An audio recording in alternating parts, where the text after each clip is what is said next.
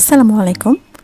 আজকে দারাজ থেকে কেনা একটি প্রোডাক্ট আমি আনপ্যাক করব এবং দেখাবো যে এইটা কি প্রোডাক্ট এবং এইটা আসলে কেমন, কতটা অথেন্টিক, আপনারাও কিনতে পারবেন কিনা সেটা আজকে আমি আপনাদেরকে দেখাবো।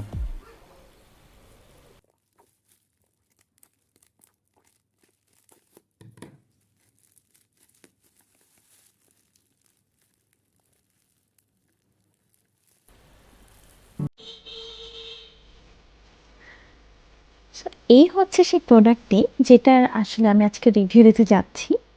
এটা হলো দ্য অর্ডিনারির একটি ফেস সিরাম, হায়ালুরোনিক অ্যাসিড এবং আলফা অ্যালবুটিন 2%।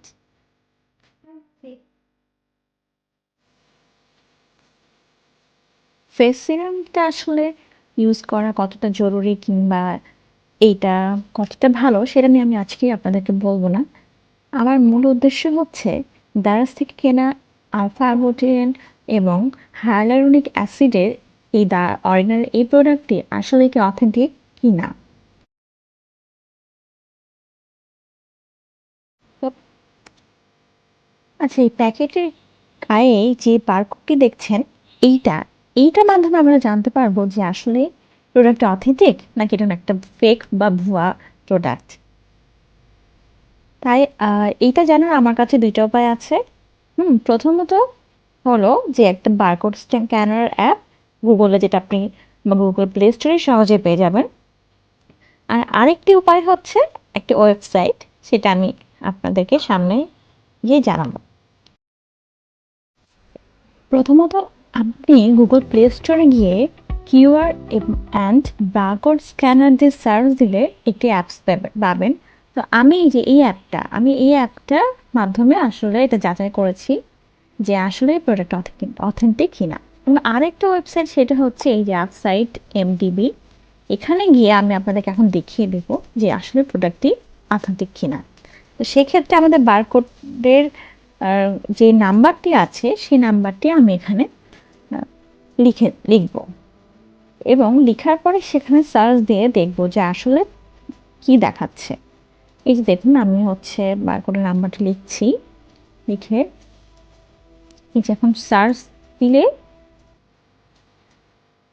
এই যে এই যে দেখুন সার্চ রেজাল্ট চলে আসছে। এই যে এটি দ্য অর্ডিনারি প্রোডাক্ট এখানে দেখাচ্ছে।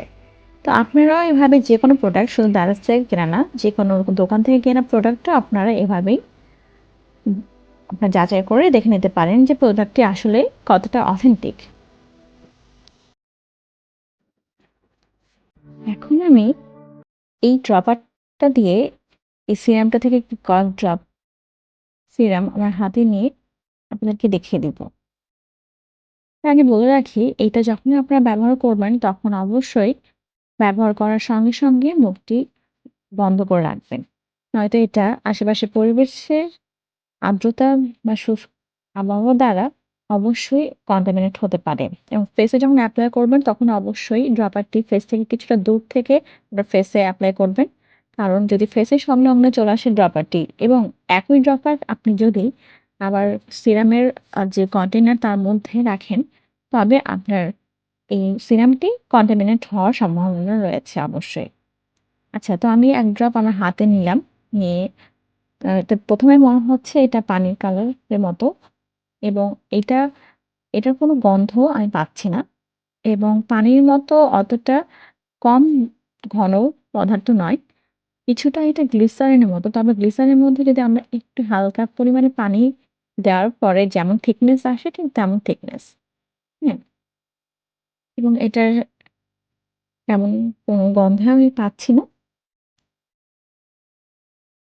সো আপনারা ফেসে এপ্লাই করার সময় এরকম ১ থেকে ২ ড্রপ সিরাম ফেসে এপ্লাই করবেন একটু দূর থেকে এবং ট্যাপ করে পুরা ফেস আপনি এই ২ ড্রপের সাহায্যে আপনি পুরোটা আ মাখিয়ে নেবেন। তো আমি যেভাবে হাতে মাখাচ্ছি সেভাবে নয়, ঠিক ট্যাপ করে ড্যাব করে আপনারা হচ্ছে এই যে ফেসের মধ্যে আ লাগিয়ে দেবেন। তাতে যেটা হবে যে আপনার এই ভালোভাবে এই সিরামটা পেনিট্রেট হবে।